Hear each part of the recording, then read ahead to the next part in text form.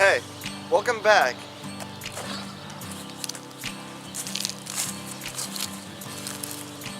Today, we'll be talking about materials.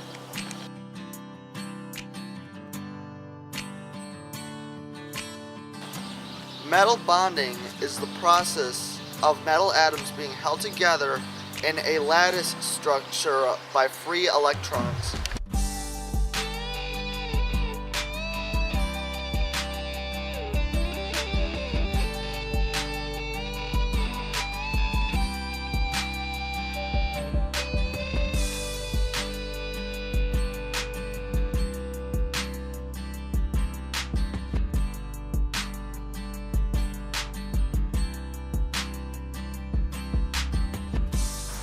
I bet you've heard of pennies being copper.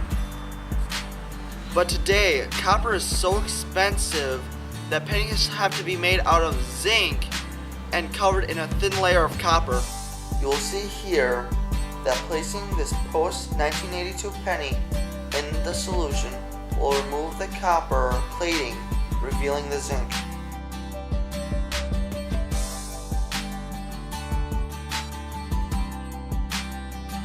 A substitutional alloy is an alloy where metal atoms are of similar size. However, an interstitial alloy is an alloy where smaller metal atoms fit in between the larger metal atoms in a lattice.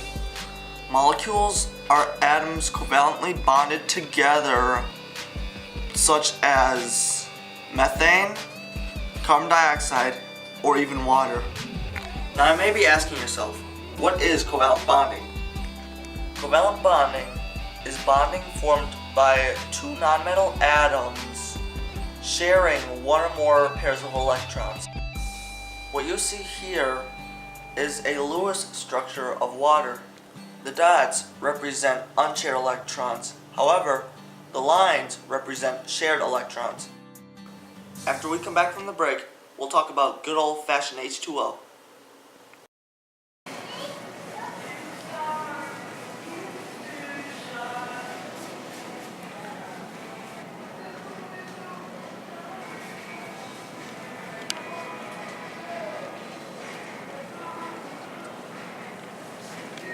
Can you help me look for some salt? Well, what type of salt are you looking for? You mean there's more than one type of salt? Oh yeah, there's a whole bunch of salts, such as potassium chloride, sodium chloride, magnesium chloride, calcium chloride, and much, much more. What? Well, many people forget that there's different types of salts. You don't put the same type of salt that you put on your food on the sidewalk in the middle of winter. I just wanted to get some table salt. Ah, here it is, sodium chloride. Thanks. Weirdo. Why do you think I brought you two here tonight? Because we're thirsty, and you want us to taste the water. Well, you're partially right. I brought you here to conduct an experiment. You see, most people actually think bottled water tastes better than tap water. However, you do not know which water is in which cup. So, I'm going to allow you to taste the water without knowing which one it is, and record your feedback.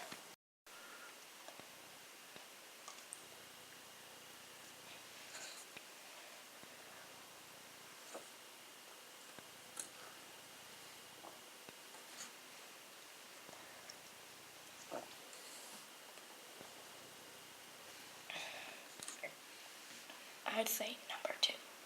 Number 2. Well, surprising enough, you both said 2, and here were the results. 1 was the purified water, 3 was the tap water, 2 was bottled water.